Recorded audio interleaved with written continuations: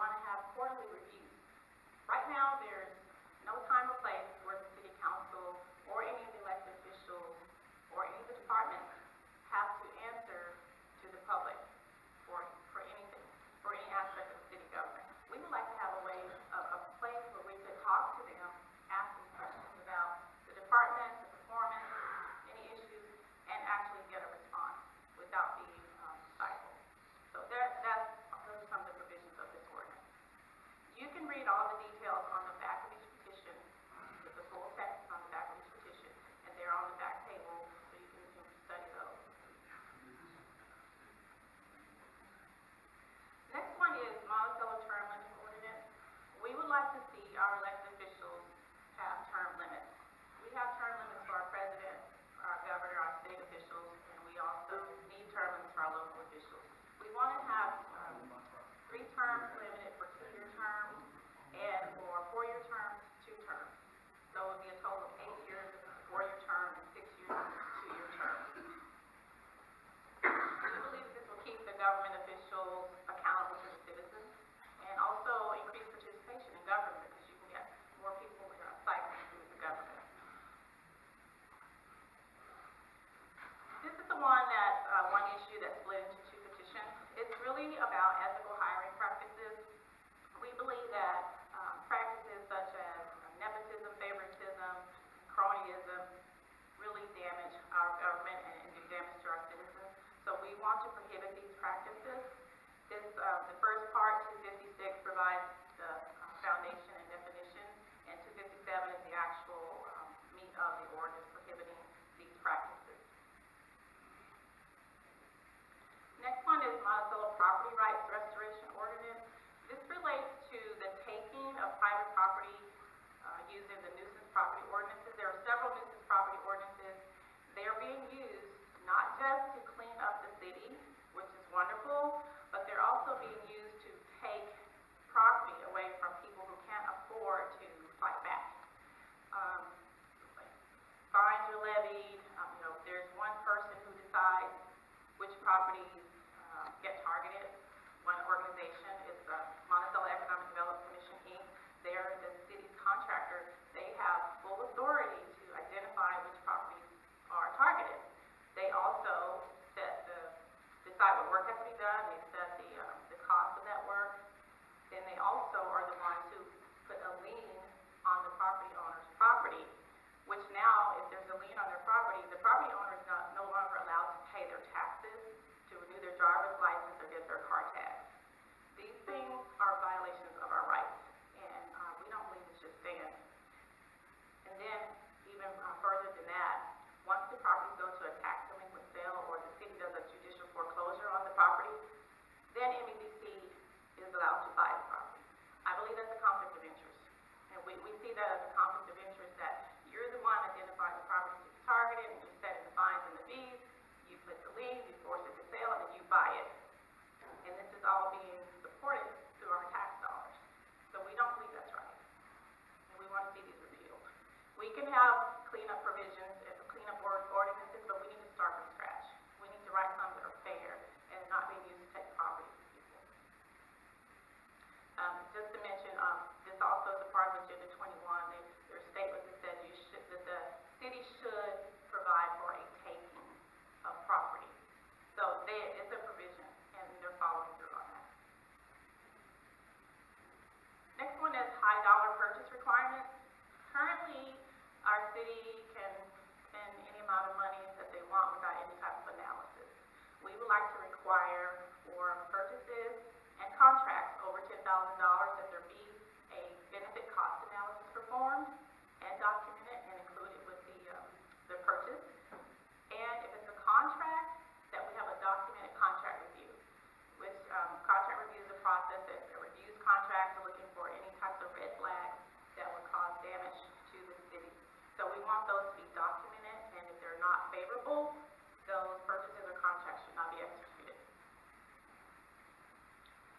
Next one is contractor disqualification ordinance. We also currently in our city do not have any provisions for supplier evaluation and monitoring and disqualifying suppliers and vendors who do not comply. So we do not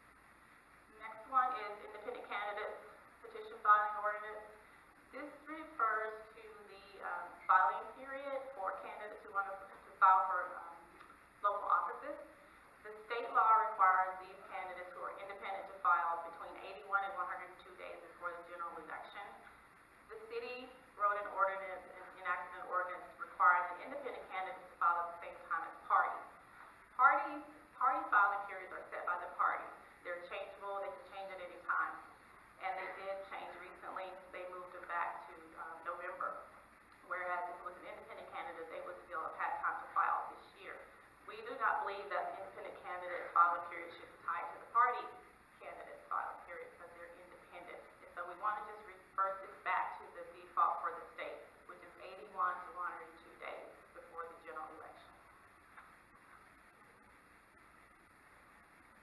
Next is the gross receipts tax repeal and A&P Commission dissolution. Monticello passed a 3% hotel tax back in, I believe it was 2011, and created an A&P Commission. This hotel tax is to be used for promoting the city and creating tourist attractions. But the A&P Commission, from their start, has focused on building an event center at UAM. That's all they really had focused on. And they promoted a sales tax to help pay for that event center. And after the voters rejected their sales tax proposal, then they said they didn't know what to do with the money. So they really haven't done any strategic planning. I don't think they have the vision that's necessary to do the promotion that they're supposed to be doing. And they have some extreme powers written into this ordinance. You might want to read this. It's very informative. But they have powers to compel people to allow them to examine their books and records and documents. And the way it's written, it says of any taxpayer or any other person. It's very broad. And they can compel people to come and testify. And if you don't come, they can levy hold you in contempt of court. You have to go to a hearing in front of these people. So they have a lot of power that's scary. And so we don't think we need this commission anymore. We don't need this tax. So we want to repeal it. The event center was shot down, the event center sales tax. Yes. This 3% hotel tax, that's still being collected? Yes. Yes.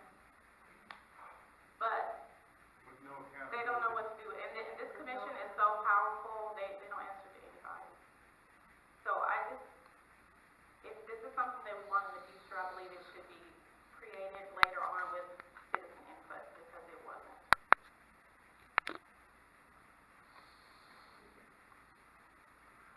Oh, this is just, it's spilled over, so that's second page of that.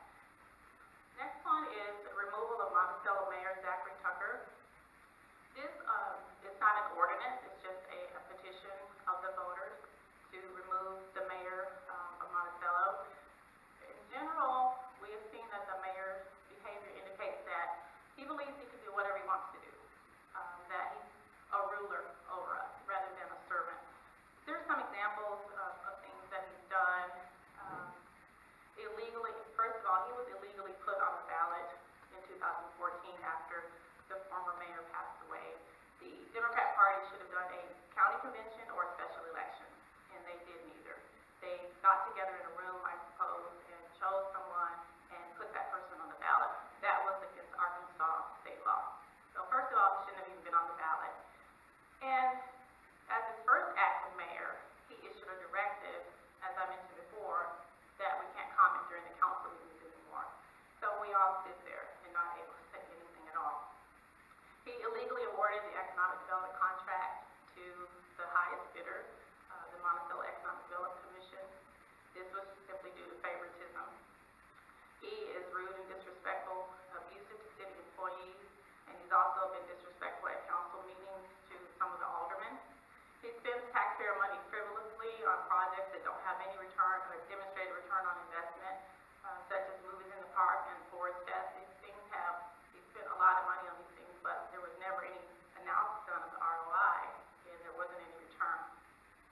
He was one of the persons who actively campaigned for the sales tax to build the event center, which none of us wanted, but being out of touch with the people, he was one of the major supporters of that issue.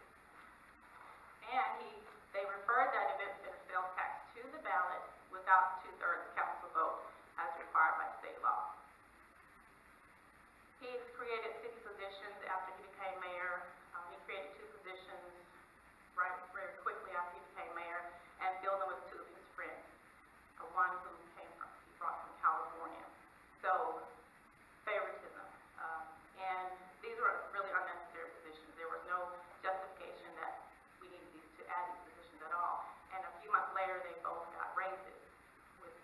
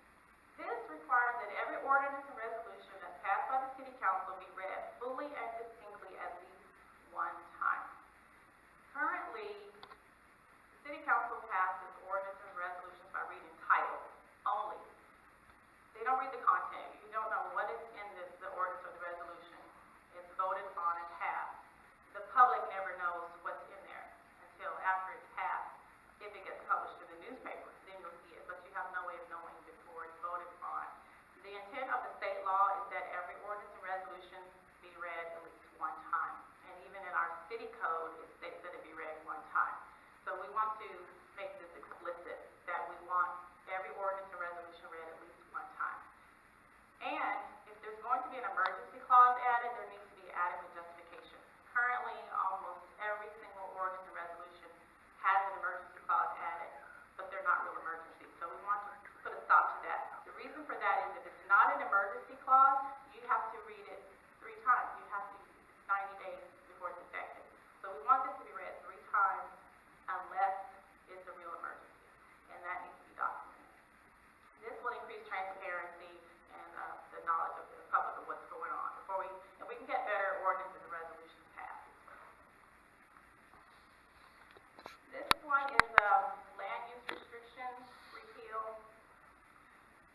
There is a document called a land use map, a land use plan for the city of Monticello, and this map was adopted back in, I believe it was 1991.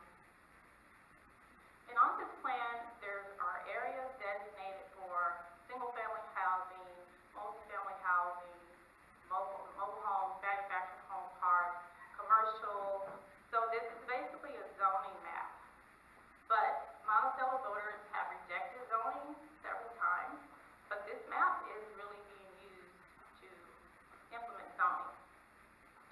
And there's also a restricted use area that was placed around the west end of the city, around the hospital area, back in, I believe it was 2014.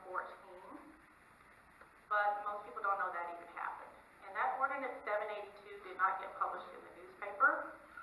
So this was done and enacted without public knowledge. The Monticello voters don't want zoning. We haven't implemented zoning, so we don't want anything that's pretending to be zoning, masquerading as something else, but that's really zoning as well. So we want to repeal these ordinances and nullify the land use plan. The book is on the table, by the way, if you want to go through that, other plan. Next is town hall meetings. We would like to have town hall meetings at the city hall whenever we need to inform citizens about issues or get citizens' input on issues. It's a way to get public conversation going about issues and get people more involved in their government. And also, before we pass ordinances or resolutions, it would be a good idea to have town hall meetings as well. We just want to educate people, and so we want to be able to do that at the city hall building or other city facilities that are available. Next is city government job analysis and design. We would like to see the city of Monticello study the jobs that we have so that we can determine that we have the right jobs, the right number of jobs, the types of jobs, and that these jobs are properly designed so that they're efficient, so that employee morale will be high. We don't want some people work too hard or some people not working enough. We want to have effective utilization of all the employees so that we don't have some people sitting around and some people stressed out. We want to have systematic study done of the job every 2 years and have adjustments made in the design of the job and in the head count so that we can improve our effectiveness and utilization, efficiency, and productivity of our employees. That is all of those, so I will take questions. Oh, I'm sorry. Okay.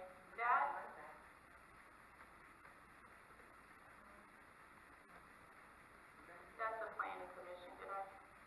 Okay. Okay. That's included in the item. No, that was the planning commission. Oh, you know what? It was with the land use, sorry.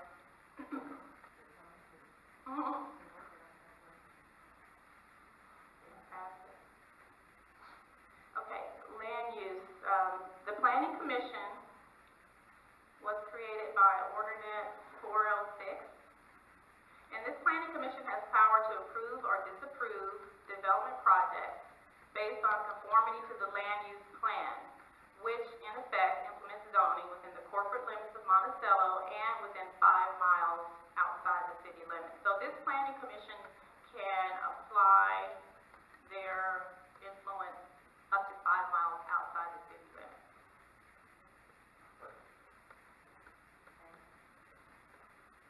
Any other questions? Yes. Do we have an amount yet? Has anybody mentioned it? that the city actually had to pay the county clerk for the, event center sales tax? Yeah, I heard a figure I don't like have that number. $20,000 that it cost, but I know the city was supposed to receive a bill from the county clerk for the actual, their part of the cost of, event center sales tax. I'm sorry, I don't have that number. But it was up there high, I believe, wasn't it? I'm not sure. Haven't heard? No. I wouldn't want to say because I'm not really sure. Okay, we have on the back table, all of the petitions that we went through very quickly. On the back table, you can read the full text of the petition. And, if you have questions after you read those, I can answer those for you as well. And if you would like to sign any, one or all or none, that's fine. So you can, take a look at those. We also have information on the small table in front of the window. It's regarding Agenda 21, and, there's also some pages out of the Monticello Place Space Codes book. This is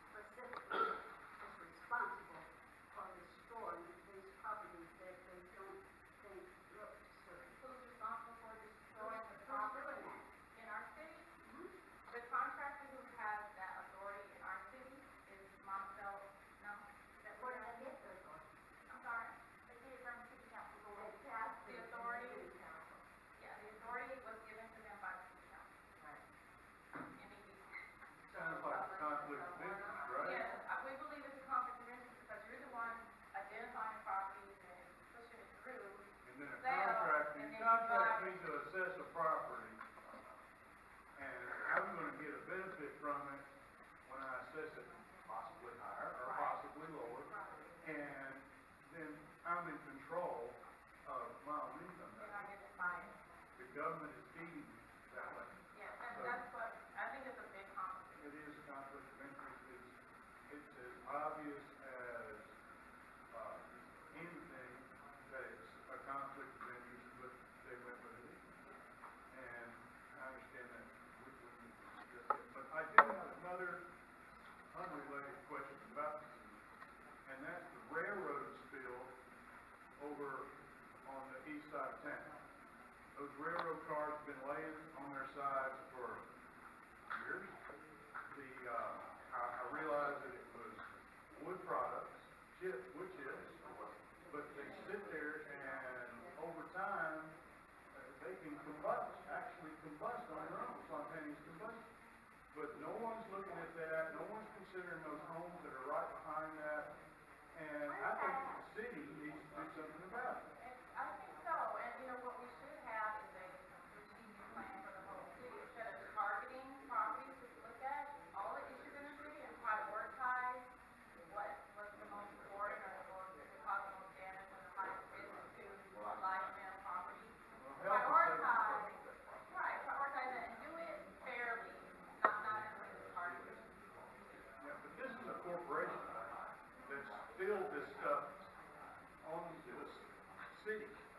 And the city's taking no action to control that. No, but that's just something I've observed over time, over many, many years. There were railroad cars parked at the intersection of Shelton, the railroad track crosses, Gabbard. And those vines grew up over them. And they were just parked there for years, and it's privately owned by a corporation, but no one is holding that corporation accountable for spills, for damage to property, for eyesores, and that needs to be addressed. Well, a lot of things are done in a way that's discriminatory and arbitrary. So, we had done it more strategically, and that's probably We had a small business, I'll say small, family run, family owned, recycling in the old Burlington plant.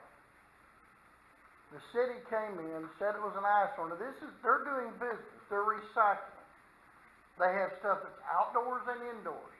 They went in, they said the building wasn't fit for anybody to do anything in, and they were condemning it. They shut this businessman down. Now he's since passed away, but they shut this businessman down across from Revival Center.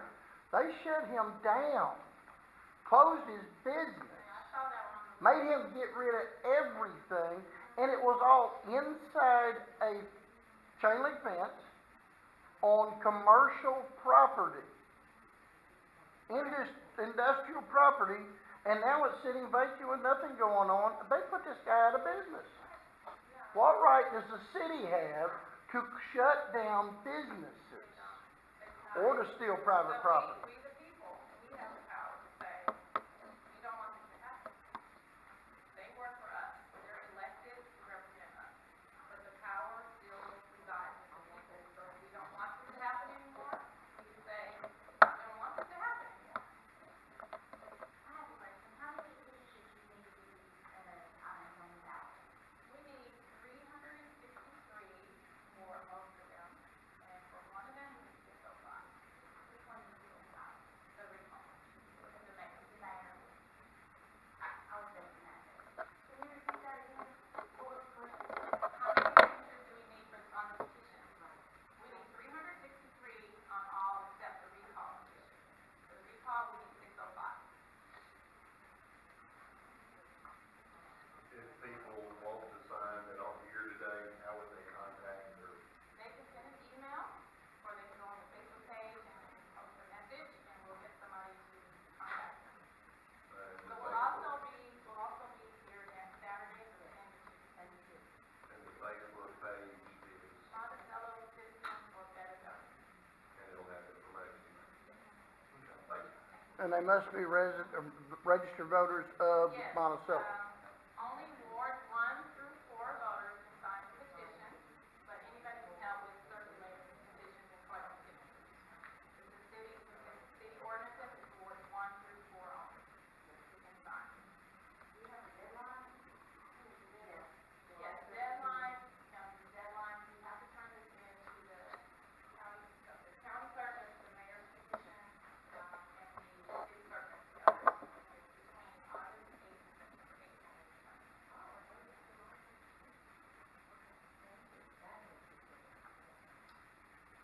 there be a central location that people can come and sign them, or is there gonna be businesses that will help, or?